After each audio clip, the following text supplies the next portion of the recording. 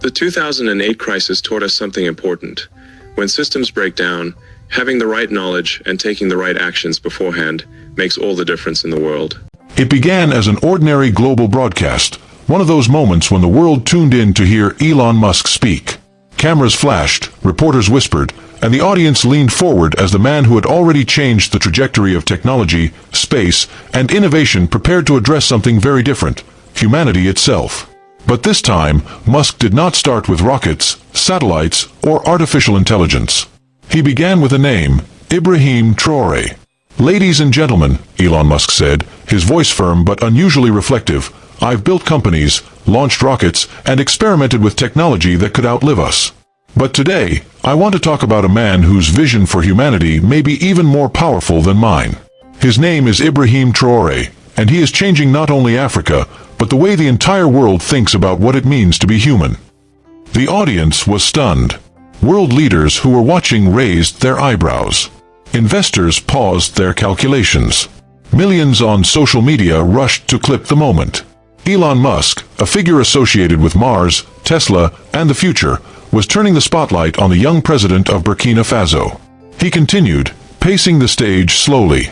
"When I look at Ibrahim Traoré," Musk said, "I don't just see a politician. I see someone who is teaching the world that leadership is not about power, but about responsibility.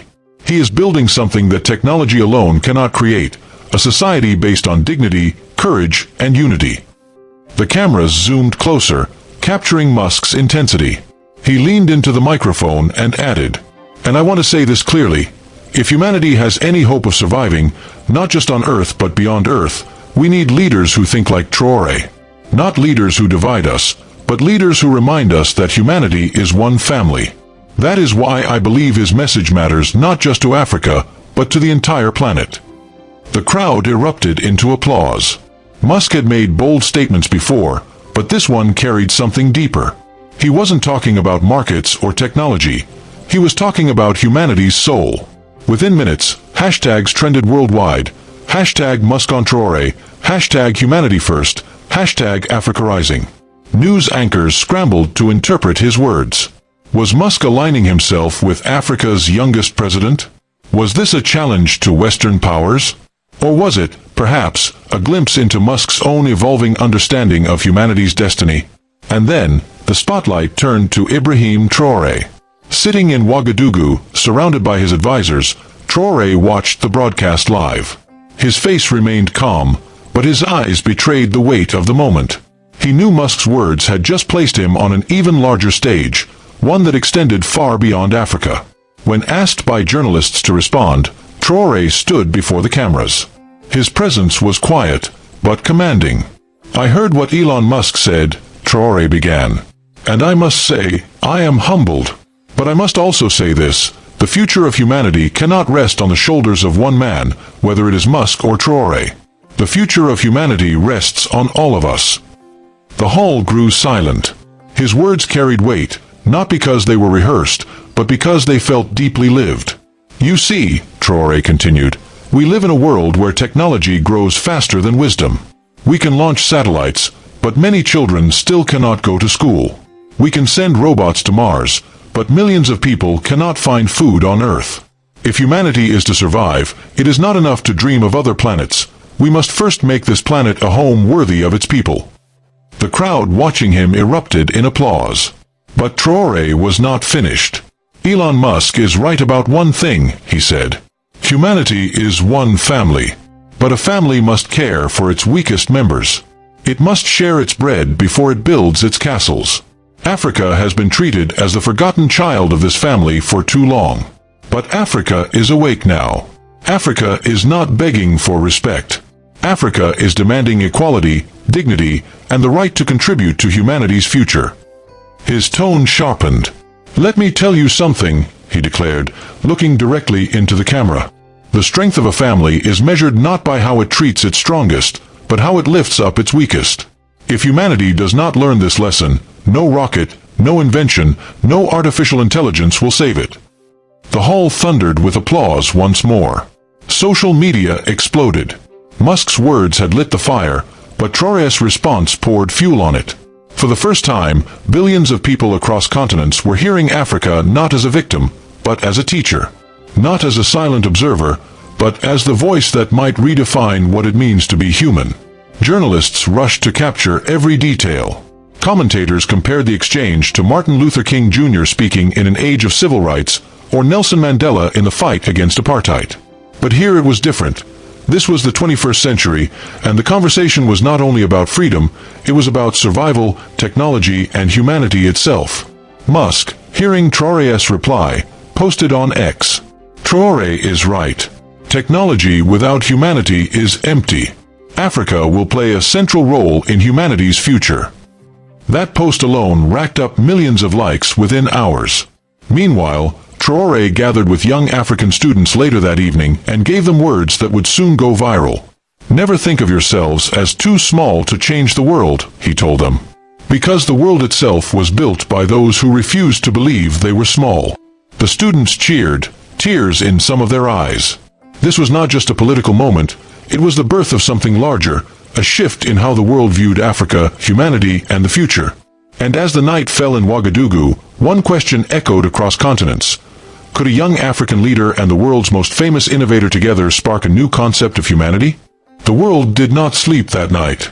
The exchange between Elon Musk and Ibrahim Traoré ricocheted across every news outlet, talk show, and digital feed.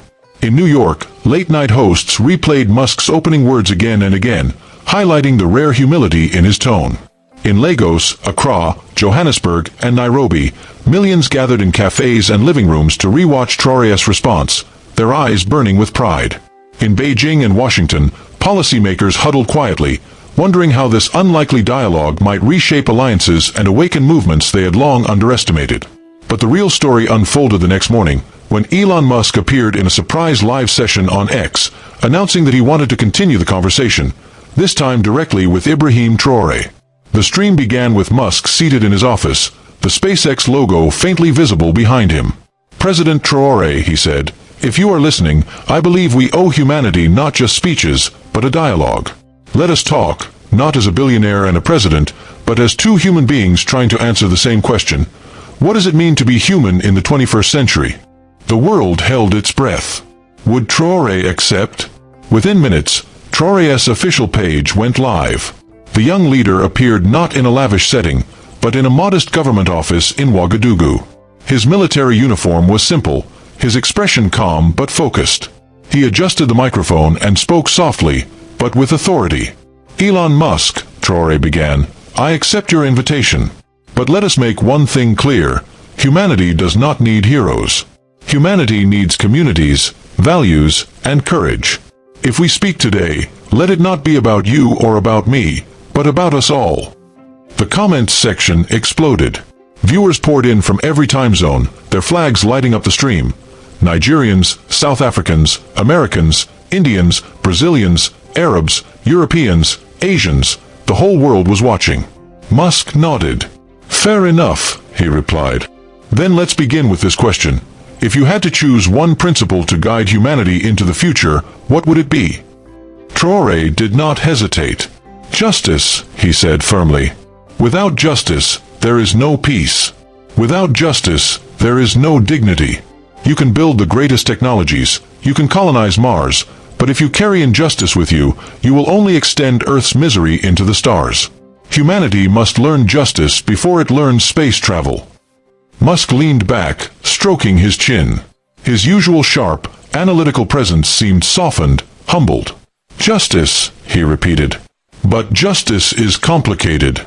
Different cultures define it differently. Traoré shook his head. No, Elon. Justice is not complicated. It is simply giving each person what is due to them. Respect, opportunity, dignity. In Africa, for centuries, we were denied justice. Our resources were stolen, our people enslaved, our dignity stripped. And yet, here we are, still standing. Imagine what humanity could achieve if justice became the foundation, not exploitation. The chat window erupted. Traoré speaks truth. This is history in the making. Justice before rockets. Musk leaned forward again. I see your point. But what about innovation? I've always believed technology is the ultimate equalizer. Traore responded sharply, but with calm fire in his tone. Technology without values is a weapon. It can liberate, but it can also enslave. Look at social media. It connects people, but it also divides nations. Look at artificial intelligence. It can solve global challenges, but in the wrong hands, it can destroy privacy, freedom, even democracy itself. That is why I say, Elon, technology must kneel before humanity, not the other way around. The moment struck like thunder. Screenshots of his line, "Technology must kneel before humanity," went viral instantly. Musk paused, visibly taken aback. Then, slowly, he smiled. "I've never heard it put that way before. And you may be right. Technology must kneel before humanity." Across the world, people clapped at their screens, cheered in the streets, and whispered to each other that they were witnessing the beginning of something new. But Traore was not done. "Elon," he said, his voice steady, "you are respected because you dream of other planets. But what about this planet? What about the billions of people who still live in poverty, who still drink dirty water, who still suffer from diseases that could be cured? The measure of a leader, the measure of an innovator, is not how high he can fly, but how deeply he can heal the wounds of the earth." Silence followed. Musk bowed his head for a moment, absorbing the weight of the words. When he finally spoke, his voice was lower than before, almost reflective. "You know, I've always believed in humanity's future beyond Earth. But you've reminded me that if we don't fix Earth, we don't deserve Mars. You've reminded me of something I'd nearly forgotten, that innovation without compassion is hollow." The comment section exploded again, history unfolding before us. Traore is changing Musk live. Humanity needs this dialogue. And then, in one of the most surprising twists, Musk said, "President Traore, I want to make a pledge, live, before the world. I will dedicate a new fund, not for rockets, not for AI, but for clean water, schools, and hospitals in Africa. Because you are right, humanity must heal before it dreams. I cannot promise to fix everything, but I can promise to start." The world gasped. It was the first time Musk had made such a direct, philanthropic declaration tied not to technology, but to humanity's basic needs. But Traore smiled gently and shook his head. "Elon, I welcome your support. But I must say this, Africa does not need charity. Africa needs fairness. We do not need handouts. We need partnership. If you wish to stand with Africa, then invest in Africa's people, its farmers, its engineers, its children. Do not just give us water, help us build the wells ourselves. Do not just give us schools, help us train the teachers. That is how dignity grows." The chat exploded again. People cried. Some applauded. Others simply sat in awe. Musk nodded slowly, visibly moved. "You're right again. Partnership, not charity. That is a lesson I, and perhaps many others, need to learn." The dialogue went on for nearly 2 hours, covering everything from artificial intelligence to climate change, from faith to the meaning of leadership. At one point, Musk admitted, "Perhaps, President Traore, you are the kind of leader the world has been waiting for. Someone who sees not just the stars, but the souls of the people standing under them." Traore replied softly, "And perhaps you are the innovator who can remind the world that even the brightest machines cannot replace the light of human conscience." By the end of the live session, the world was no longer just watching two men. They were watching the birth of a new conversation about humanity itself. In churches, mosques, temples, and community halls, people replayed the words. In universities, professors urged their students to study the exchange as the beginning of a new philosophy of global cooperation. In boardrooms, executives whispered nervously about how this might shift the very idea of development. And in homes across Africa, parents looked at their children with renewed hope, whispering, "This is our time." When the stream ended, Musk posted one final message. "Tonight, Ibrahim Traoré reminded me that the future is not about Mars alone, but about humanity's dignity. Africa will lead in that future." Within minutes, the post broke records, becoming one of the most shared messages in the platform's history. Traoré, for his part, did not gloat. He issued a simple statement to his people. "The world is beginning to listen. Now, let us speak not with arrogance, but with wisdom. Let us rise not with anger, but with unity. Africa's time is not tomorrow. It is today. And just like that, the dialogue between Elon Musk and Ibrahim Traoré was etched into history. Not as a clash of egos, but as a rare conversation where technology and humanity, innovation and justice, wealth and dignity met face to face. A new concept of humanity was born, one that no one could ignore.